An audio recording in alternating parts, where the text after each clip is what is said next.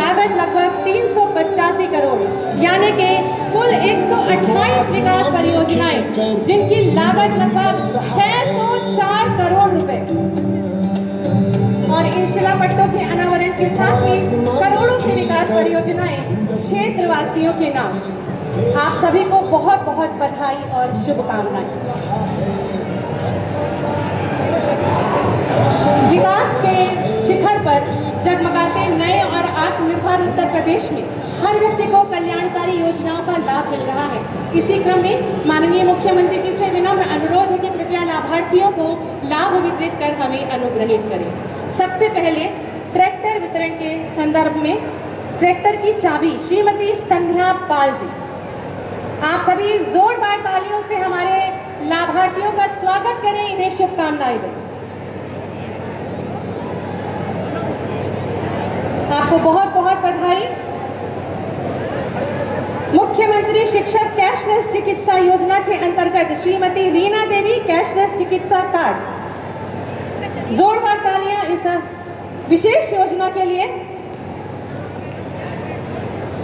विद्युत सखी श्रीमती रूबी जी, आपको थर्मल प्रिंटर। आप सभी जोरदार तालियां हमारे लाभार्थियों के लिए मंच तक पहुंचाएं। उत्तर प्रदेश राज्य ग्रामीण आजीविका मिशन के अंतर्गत स्वयं सहायता समूह के लिए श्रीमती नीलू और श्रीमती रानी देवी को आमंत्रित करूंगी। 1,92,00,000 का चेक। जोरदार तालियां आपके लिए। जूम कर लो, थोड़ा जूम। मुख्यमंत्री बाल सेवा योजना के अंतर्गत श्री निखिल कुमार जी, 2500 रुपए का चेक। जोरदार तालियां आपके लिए। मुख्यमंत्री आवास योजना ग्रामीण के अंतर्गत आवास की चाबी के लिए श्रीमती सुजाता जी को आमंत्रित करूंगी। आप सभी दर्शक दीर्घा में जितने लोग बैठे हैं हमारे लाभार्थियों के लिए जोरदार तालियां बजाएं। सीएम युवा योजना के अंतर्गत कुमारी रितुल जी, डेमो चेक 3,31,400। जोरदार तालियां आपके लिए। एक जनपद एक उत्पाद के अंतर्गत शेख मोहम्मद शुभान उल हक, 60 लाख रुपए का डेमो चेक। जोरदार तालियां आपके लिए।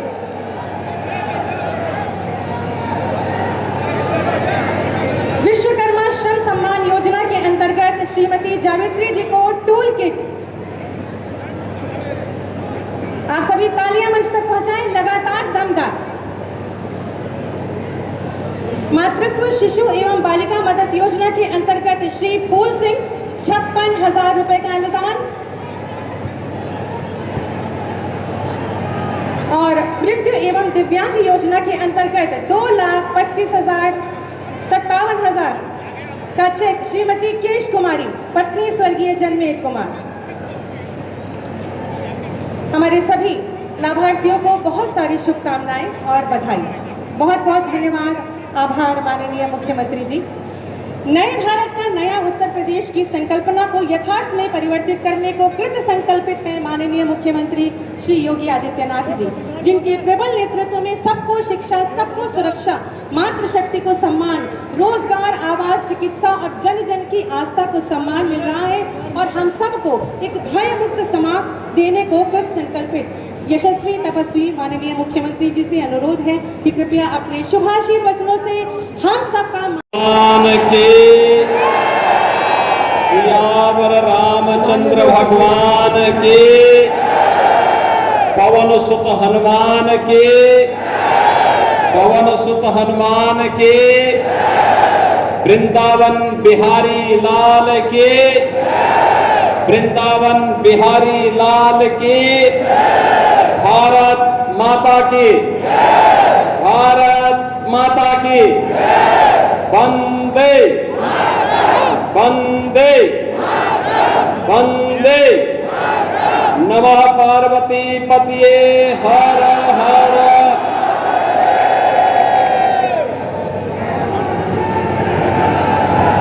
उत्तर प्रदेश सरकार में बाल विकास और महिला कल्याण विभाग की मंत्री और जनपद इटावा की प्रभारी मंत्री श्रीमती बेबी रानी मौर्य जी, लोकप्रिय विधायक श्रीमती सरिता भदौरिया, पूर्व सांसद श्री प्रेमदास कठेरिया जी, मैं इटावा की इस पावन धरा को नमन करते हुए आप सभी उपस्थित जनता जनार्दन का और इटावा वासियों का हृदय से स्वागत करता हूं, अभिनंदन करता हूं। बहनों और भाइयों, अब इटावा के नाम पर कहीं भय और दहशत नहीं होती है। अब इटावा के नौजवान के सामने पहचान का संकट नहीं होता है। अब इटावा का नौजवान प्रदेश में या देश में जहां कहीं जाता है तो जो सम्मान अन्य यूपी के जनपद वासियों को प्राप्त होता है, वही सम्मान इटावा वासियों को भी प्राप्त होता है। पहचान के संकट से उभारने का काम डबल इंजन की भारतीय जनता पार्टी की प्रधानमंत्री मोदी जी के नेतृत्व की सरकार ने आप सबको दिया है। और इस अवसर पर जब मुझे आज यहां आने का अवसर प्राप्त हुआ तो मुझे बताते हुए प्रसन्नता है कि इटावा जनपद की 128 परियोजनाओं को, जिनकी लागत 604 करोड़ है, इसका उपहार भी मैं इटावा वासियों को प्रदान कर रहा हूं। इसकी हृदय से बधाई देता हूं। इटावा के सामने 2017 के पहले पहचान का संकट किसने खड़ा किया था? किसी और ने नहीं। इटावा से ही जीतने वाले लोगों ने इटावा के सामने पहचान का संकट खड़ा किया था। और जब इटावा के नौजवानों के सामने, इटावा के अन्नदाता किसानों के सामने, इटावा के कारीगरों के सामने, इटावा की बहन और बेटियों के सामने पहचान का संकट आएगा तो पहचान का संकट ये यूपी का संकट बनेगा। यही तो होता था। लोग इस मार्ग से चलने से डरते थे। भय और दहशत इस कदर हुआ करती थी कि इटावा के नाम पर देश के अंदर होटल में रूम नहीं मिलते थे, धर्मशाला में टिकने नहीं देते थे, और निवेश के नाम पर तो सब नदारत था, कोई आने वाला नहीं था। लोग कहते थे जब हम स्वयं सुरक्षित, हम स्वयं सुरक्षित नहीं है तो पूंजी क्या सुरक्षित रहेगी? पूंजी क्या सुरक्षित रहेगी? और इसीलिए 2017 में जब प्रधानमंत्री मोदी जी के आह्वान पर आप सबने भारतीय जनता पार्टी के कमल को अपने क्षेत्र में खिलाने का अवसर दिया था, और तब डबल इंजन की भारतीय जनता पार्टी की सरकार ने संकल्प लिया था कि अपराध और अपराधियों के प्रति हम जीरो टॉलरेंस की नीति के तहत काम करेंगे, संगठित अपराधियों की कमर तोड़ेंगे और माफिया को मिट्टी में मिलाने का काम भी करेंगे। बहन और भाइयों, भारतीय जनता पार्टी ने जो कहा वो करके दिखा दिया। जिन्होंने उत्तर प्रदेश के अंदर हर जनपद में एक माफिया दिया था, संगठित अपराध का गढ़ यूपी को बना दिया था, यूपी के नौजवान के सामने पहचान का संकट खड़ा कर दिया था, यूपी के किसानों को आत्महत्या करने के लिए मजबूर किया था, यूपी के कारीगरों को बेरोजगार बनाया था, और यूपी के अंदर अव्यवस्था, अराजकता, कर्फ्यू, दंगा, उपद्रव, इसकी पहचान यूपी के साथ जोड़ दी थी। आज यूपी का नौजवान, यूपी का किसान, यूपी का कारीगर, यूपी का नागरिक पहचान के उस संकट से उबर चुका है, लेकिन जिन्होंने संकट पैदा किया था उनके सामने स्वयं पहचान का संकट आ खड़ा हुआ है। उनके सामने पहचान का संकट खड़ा हुआ है। अब उत्तर प्रदेश में उपद्रव नहीं, अराजकता नहीं, गुंडागिर्दी नहीं, वन डिस्ट्रिक्ट वन माफिया नहीं, बल्कि यूपी में अब one district one medical college है। हर जिले में एक medical college, one district one product है, वन डिस्ट्रिक्ट वन कुजीन है। अब यूपी के अंदर न उपद्रव है, न कर्फ्यू है, न दंगा है। यूपी में उत्सव है और यूपी में सब चंगा है। ये नए यूपी की नई कहानी है। जो लोग पहले आपसे 10 कदम दूरी बनाते थे 10 वर्ष पहले तक, आज आप कहीं जाएंगे कहेंगे मैं यूपी का हूं, मैं इटावा का हूं, मैं मैनपुरी का हूं, मैं आगरा का हूं, मैं जालौन का हूं, मैं फतेहपुर का हूं, मैं औरैया का हूं। किसी भी जनपद का आप बताएंगे, वह व्यक्ति आपसे दूरी नहीं बनाएगा, बल्कि उसके मन में आता है कि वह आपके नजदीक आए और आपको गले से मिल ले। ये आज आपकी पहचान है। एक समय यूपी से निकले हुए एक समाजवादी नेता ने जमीन से जुड़ करके कार्य किया था। सम्मानित मुलायम सिंह जी ने काम करने का प्रयास किया था, लेकिन बाद में सिपाही सिंडिकेट ने उनकी पूरी मुहिम को परिवारवाद और वंशवाद की विष बेल में ऐसे लपेट दिया कि कोई नौकरी निकलती थी वो सिंडिकेट उस पर हावी हो जाता था। यहां का नौजवान देखता रहता था, नौकरी नहीं, किसान को उसकी सुविधा का लाभ नहीं, श्रमिकों को उसके श्रमिक से, उसके श्रमदान से वंचित कर दिया जाता था। विकास के नाम पर लूट खसोट का जो दौर चला, उसने आपके सामने पहचान का संकट खड़ा कर दिया। यूपी को बीमारू राज्य बना दिया। बीच में सामने आया, देश की सबसे बड़ी आबादी का राज्य बीमारू हो जाएगा तो देश का क्या होगा? और यही होता था।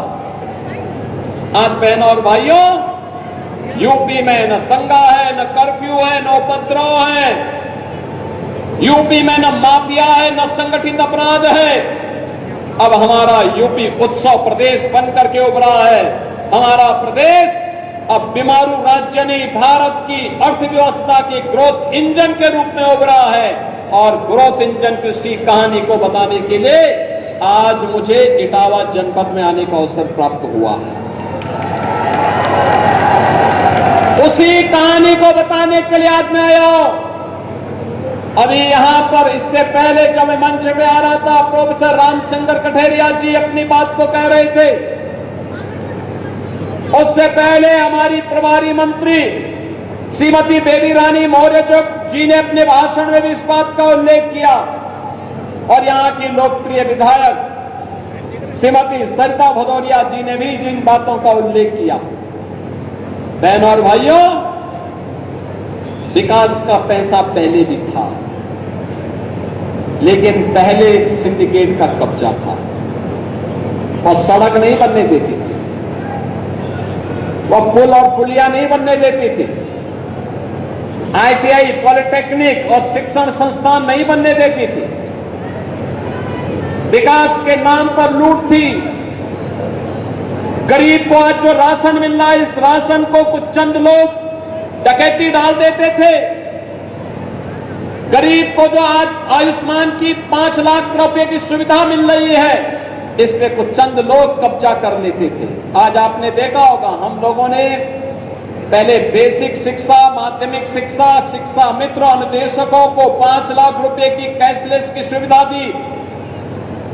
आज हम लोगों ने उच्च शिक्षण संस्थानों से जुड़े हुए सभी शिक्षकों और शिक्षणोत्तर कर्मचारियों के लिए 5 लाख रुपए की कैशलेस की सुविधा को जारी किया।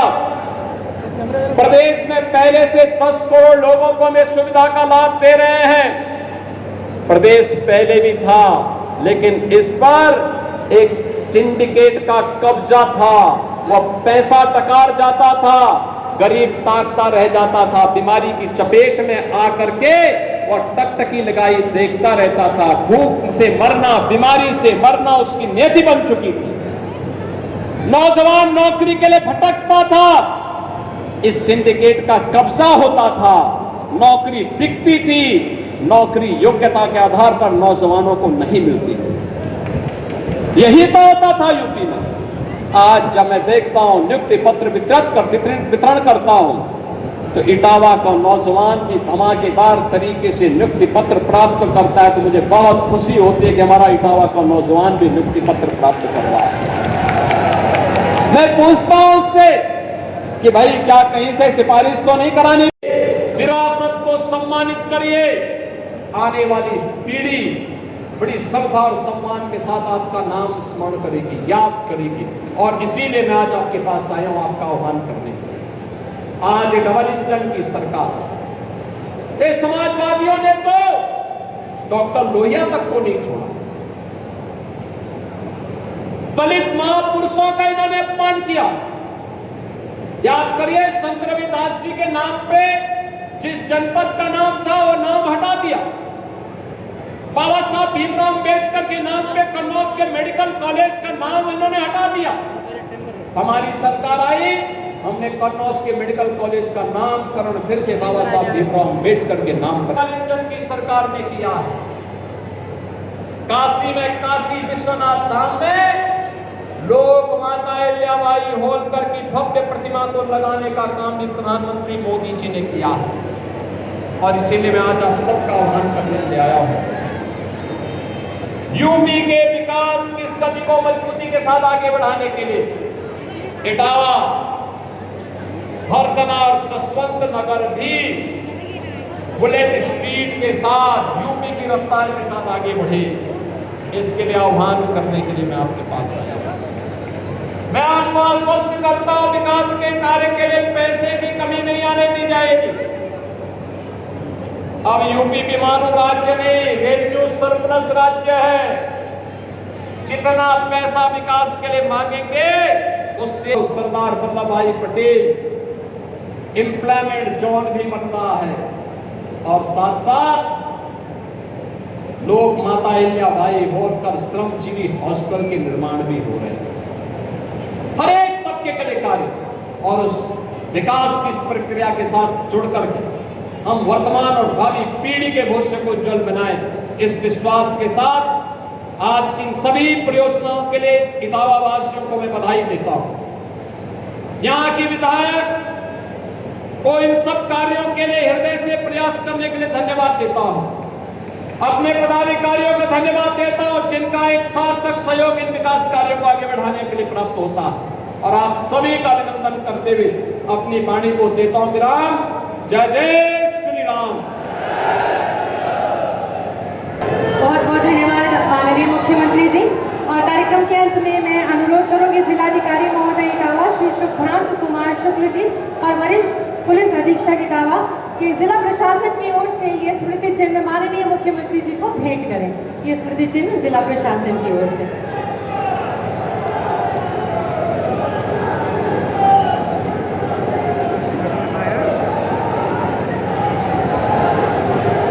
जिला प्रशासन की ओर से जिलाधिकारी महोदय जी द्वारा और वरिष्ठ पुलिस अधीक्षक जी द्वारा ये स्मृति चिन्ह आप सभी जोरदार तालियां मंच तक पहुंचाएं।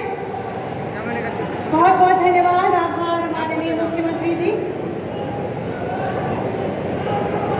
बहुत ही विशेष स्मृति चिन्ह जिसकी सराहना माननीय मुख्यमंत्री जी द्वारा। बहुत बहुत धन्यवाद, आभार। 4 करोड़ की लागत की विकास परियोजनाएं, बहुत बहुत धन्यवाद। एक बार सब मेरे साथ एक साथ बोलेंगे जय श्री राम।